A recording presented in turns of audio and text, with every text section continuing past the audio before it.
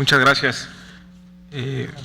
Bienvenida al Senado. Yo quisiera hacerle dos preguntas. La primera es, en su participación en el Pleno en el Senado, en su intervención usted decía que la tarea más relevante de un ministro o ministra es proteger la democracia, no solo en su sentido formal, expresada en la supremacía legislativa, gobierno del pueblo a través de ustedes, sus representantes, sino la democracia sustantiva contenida en los principios y derechos humanos reconocidos en la Constitución. Una de las nuevas garantías individuales que se tienen en la Constitución es a la consulta popular.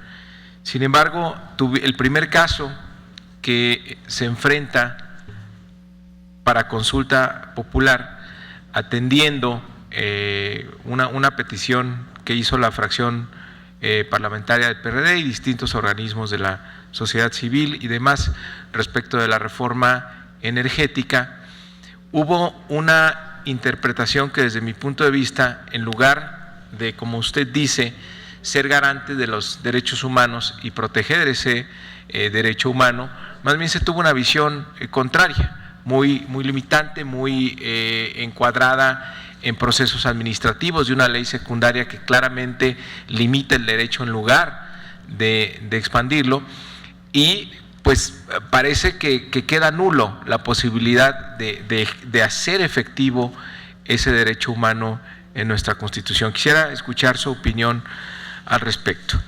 Y también comentarle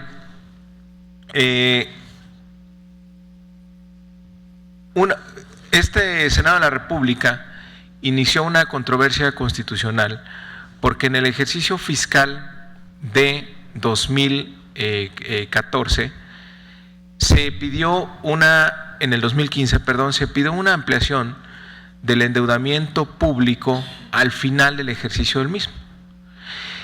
Y esto llevaba a que el Ejecutivo evitó cumplir con la Ley de Presupuesto y Responsabilidad Hacendaria, donde dice que si caen los ingresos, lo que tiene que hacer, es en 2014, perdón, lo que tiene que hacer el Ejecutivo es reducir su gasto. En lugar de reducir su gasto, el Ejecutivo vino aquí a plantear durante el proceso de discusión presupuestal de 2015 la ampliación de la deuda en el 2014, es decir, al final del ejercicio pide alrededor de 70,000 millones de pesos adicionales, violando con ello la Ley de Presupuesto y Responsabilidad Hacendaria, pero violando un principio fundamental que es clave en la separación de poderes, que el Legislativo, que la Cámara de Diputados decida el gasto y el presidente del Poder Ejecutivo se dedique nada más a gastarlo. Con esto se violó de que se da una gran discrecionalidad al Ejecutivo, que finalmente gasta lo que quiere y al final del ejercicio viene a pedir una ampliación y con esto legitima pues lo que quiera gastar. Entonces, a la controversia constitucional la Corte respondió pues que se venció el plazo.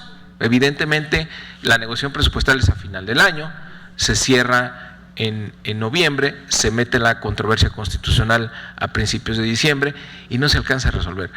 Pero por este tema del plazo no se resuelve un asunto fundamental de fondo para nuestra democracia, que el poder, que el Congreso decida los ingresos y los gastos y el Ejecutivo pues cumpla con ello. Al haberse resuelto sí, pues ¿a qué dio pie? A que se vuelva a repetir. Otra vez en este año, en este ejercicio fiscal, nuevamente el Ejecutivo cambia la composición de la deuda, violando lo que se había aprobado. Es decir, una ley de ingresos que tiene una vigencia anual es modificada a 30 días, a 45 días de que termine su vigencia. Entonces, en realidad, pues ya se viola esta separación de poderes, donde el Congreso es quien determina los impuestos y los gastos y el Ejecutivo se dedica a gastar. Entonces, prácticamente ya el Ejecutivo encontró la forma de tener márgenes discrecionales de ingresos y gastos, simplemente llevando, digo yo que es, pues lleva al Congreso y pasa la cuenta al final del ejercicio y dice cuánto más se gastó. Y entonces esto da pie pues a una discrecionalidad muy grande. ¿Cómo podría abordarse de manera distinta para que pudiera resolverse de fondo este tema? Porque si nuevamente se estableciera una controversia constitucional, pues sabemos que los tiempos no van a dar, no lo van a poder resolver en menos de 30 días, y menos estamos hablando de diciembre, y pues este abuso pues prevalece en nuestro sistema político. Gracias, senador. Tiene el uso de la voz la compareciente para respuesta.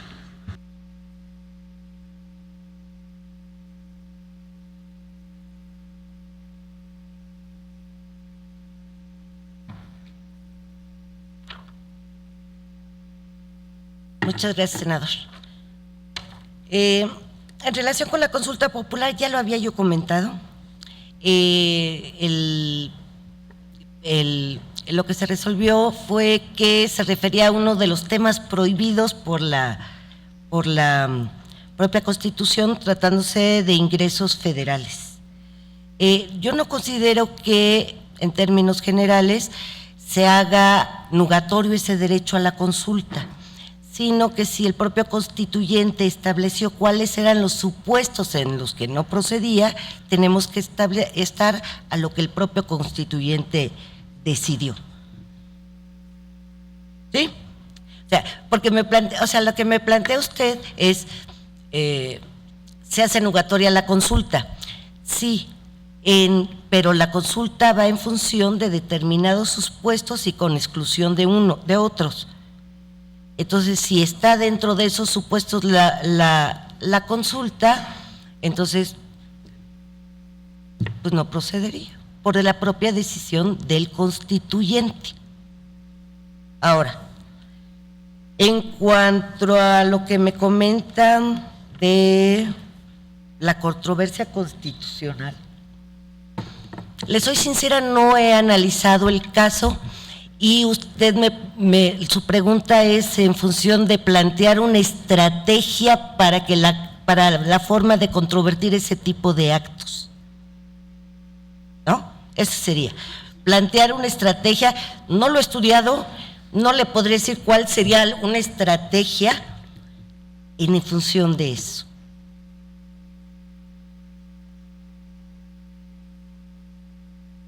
Gracias. ¿Quisiera hacer algún comentario, senador? En el caso de la consulta popular, pues la verdad es que es una visión muy simplista pensar que el sector hidrocarburos es un tema exclusivamente fiscal. Es decir, el sector energético en el país, el futuro de los países depende de dos cosas: del conocimiento y de la energía.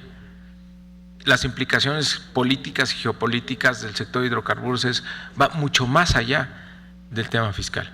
Desafortunadamente, coincido con usted, este gobierno tiene esa visión, ve al petróleo como un tema de caja, pero no lo deberíamos de ver así como país, porque por algo es uno de los recursos naturales estratégicos, y lo vamos a empezar a ver ahora, que justo en estos días la versión 3 de la ronda 1, pues ya hablas ya sobre campos que están en territorios, entonces ahí empezará a haber ya conflictos con personas, y eso no es un asunto fiscal. Entonces el tema era muy de fondo, de justamente de la consulta popular. ¿Cuál es el objetivo de este nuevo derecho? Es que podamos decidir sobre los asuntos fundamentales, pero evidentemente se usó el truco de encasillarlo, que es una camisa de fuerza que a mí me parece demasiado simplista, pensar que todo el tema de energía es exclusivamente un asunto fiscal. No es el fiscal la única dimensión del asunto de los energéticos, y la excepción que hace la Constitución es que evidentemente no podemos someter a consulta un tema de impuestos, pues porque nunca ganaría ese tema. Esa es claro. Digamos, nadie le gusta pagar impuestos. La limitación que tiene obvia, ¿no? También temas de asuntos de seguridad y demás, pero pues me parece que es un tema fundamental de los mexicanos, es el patrimonio nacional, y es donde pues deberíamos decidir todos los mexicanos. Y justamente quise preguntarle esto para saber cuál es su visión, su concepción de ser un garante de los derechos humanos, si usted ve a la Corte como una oportunidad para expandir esos derechos humanos o simplemente vamos a estar pues viendo dónde puede haber excepciones, dónde haber limitaciones y eso favorece al poder en turno.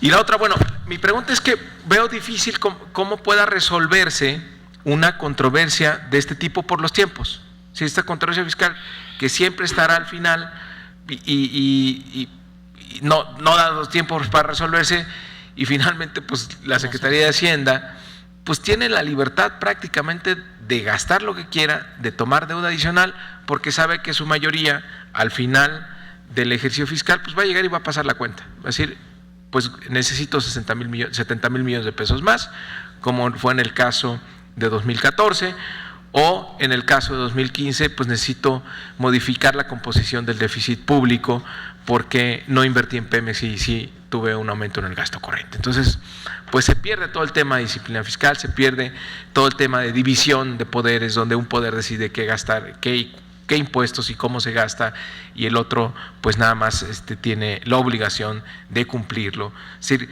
este equilibrio que me parece fundamental se ve vulnerado pues por un tema que por procedimiento estos tipos de controversias no alcanzan por tiempo a resolverse.